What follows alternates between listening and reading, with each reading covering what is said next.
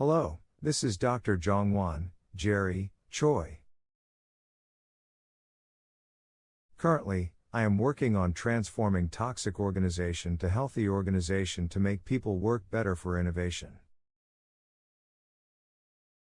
HR/OB scholars and experts propose that we will have new challenges and transitions in the field. New behavior of employee. Technologies changes at the workplace. New generations come. Economic, social, and geographic mobility. Globalization and/or deglobalization.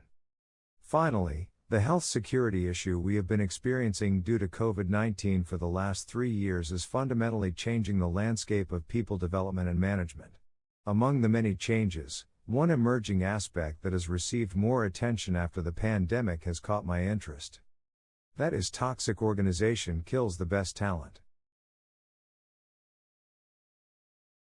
Here are 2 cases who recently quit TikTok, one of the most popular and quickly growing social network service companies.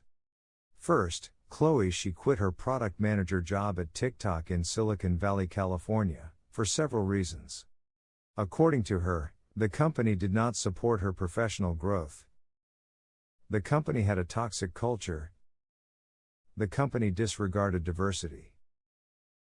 She lost her physical, social, and mental health at the toxic organization. She reflected that she lost herself at the job and quit the TikTok job. Second, Jamie Lim, a former TikTok software engineer in Singapore, quit the TikTok job in 4 months. She worked at Google for more than 7 years and was one of the best software engineers at the company. She looked for growth opportunities at the quickly growing TikTok. However, she quit the job because of the toxic management of the company. She described that the company gave her unclear scope of work. The company used Lark as a working tool that did not fit with her. The company had totally unclear job descriptions and decision authorities. The company has bizarre culture that did not resonate with her value. Jamie, as a minority in the company, experienced a toxic organizational culture at TikTok, and she walked away from the company in 4 months. Like this, toxic organization is an emerging issue in the HR field. Unfortunately, the toxic organization, toxic people problem in the workplace occurs almost everywhere in the world regardless of culture or business sectors. Kara West, a New York University professor, recently proposed the idea of jerks at work, toxic coworkers and what to do about them at Harvard Business Review. In her article and book, she proposed 5 toxic people styles. Kiss up, kick down. Credit stealer. Bulldozer. Micromanager. Gaslighter. According to Professor West, toxic people create toxic organizational culture. A toxic organizational culture kills the best talent. However, why do people get toxic, and how does an organization get toxic? Are there any ways to avoid them? In order to identify the fundamental mechanisms and principles of toxic people, toxic organizations to avoid them, Dr. Choi brought Lemmas and ideas. He defined his ideas as healing the organization, war for energy as capital. All photos and characters are made by Dr. Jerry Choi and are fully registered as intellectual property at an international NFT, blockchain system. Dr. Choi summarized and proposed 5 lemmas to explain the toxic people and toxic organization phenomena in the workplace. They are: people struggle for energy. Energy is capital. Capital is multidimensional. Becoming energy drain or energy source is habitual. Habit is constructing rather than constructed. James Redfield introduced the concept of energy war in his book Celestine Prophecy.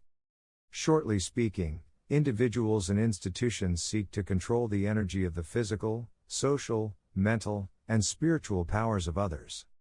This energy is often referred to as prana or chi, and it is believed to be the source of all life and consciousness. People believe that control the energy is essential for their power and wealth, and they try to maintain their dominance through several control strategies. Redfield suggested 4 energy vampire styles such as interrogate, intimidator, aloof, and poor me. However, Dr. Choi focused on tools and strategies for controlling energy. And he suggested 5 energy vampiring tools: torture needle, sledgehammer, frozen arrow, begging bowl, spider web. Each tool and strategy is used to stealing and hijacking energy from others. On the other hand, there is constructive energy creating strategies for healing and healthy relations and organizations. Rico, the psychologist and business consultant, proposed the 5 A's as tools for creating vitality at work. Attention, paying attention to one's thoughts, feelings, and actions, as well as to those of others. Acceptance, accepting oneself and others as they are, without judgment or criticism. Appreciation, appreciating the unique qualities and strengths of oneself and others. Affection, expressing and receiving love healthfully and appropriately. Allowing oneself and others the freedom to be who they are and to make their own choices.